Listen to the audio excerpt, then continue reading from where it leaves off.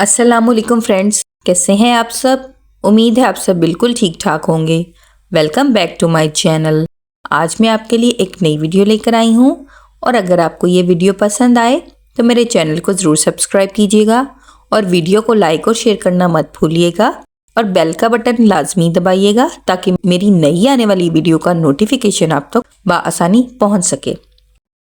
आज हम देखेंगे कुछ वोकेबलरी यानी कुछ वर्ड्स मीनिंग देखेंगे, कुछ ऐसे अल्फाज जो डेली लाइफ में हमारे काम आ सकते हैं। तो आइए लेसन को स्टार्ट करते हैं। अलकूनी। अलकूनी, अलकूनी का मतलब होता है कुछ यानी सम। ये पर्सन भी हो सकता है, ये कुछ चीज़ें भी हो सकती हैं। ठीक है, थोड़ी सी मिकदार को जाहिर करने के लिए आप अलकूनी का लफ्ज़ इस्तेमाल कर सकते हैं। नुओवो। नुओवो, नुओवो न्यू या नया। मोंदो। मोंदो, मोंदो कहते हैं वर्ड को यानी दुनिया को। पोस्तो। पोस्तो जगह या प्लेस यानी जनरली किसी भी जगह को कहना है, जाहिर करना है जगह, तो पोस्तो का लफ्ज़ इस्तेमाल किया जाता है। जोरनो। जोरनो, जोरनो कहते हैं डे या दिन को। नातुराले।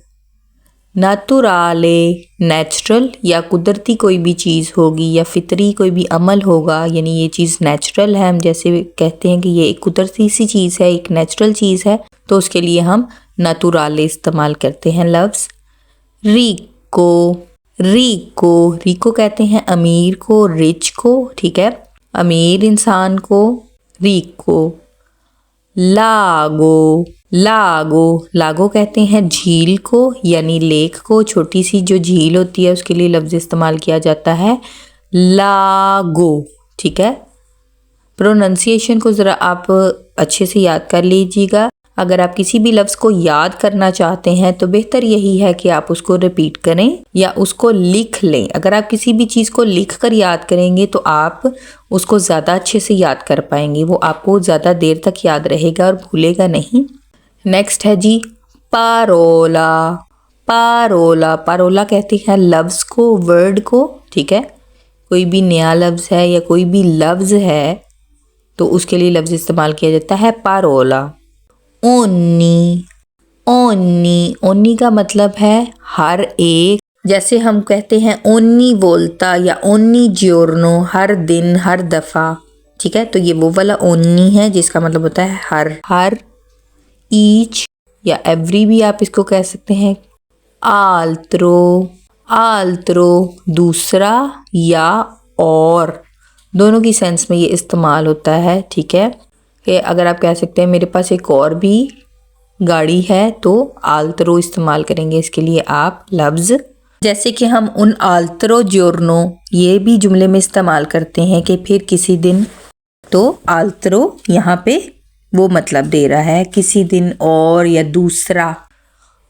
अनके।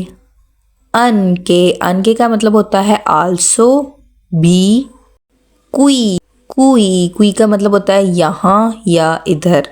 ठीक है, दोनों ही मीनिंग इस्तेमाल होते हैं इसके लिए। आप कुई के लिए यहाँ भी इस्तेमाल कर सकते हैं यानी और इधर।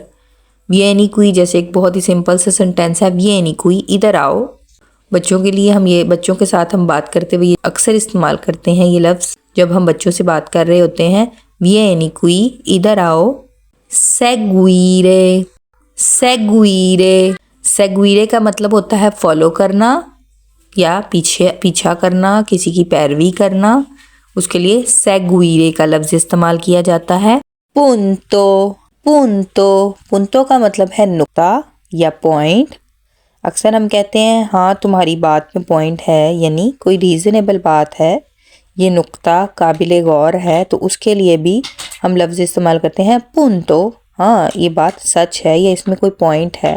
ठीक है, या पुंतो का मतलब होता है फुल स्टॉप। ठीक है, यानी कोई भी जुमला ख़त्म हुआ है तो उसके आखिर पर जो नुक्ता लगाया जाता है उसको भी पुंतो कहा जाता है।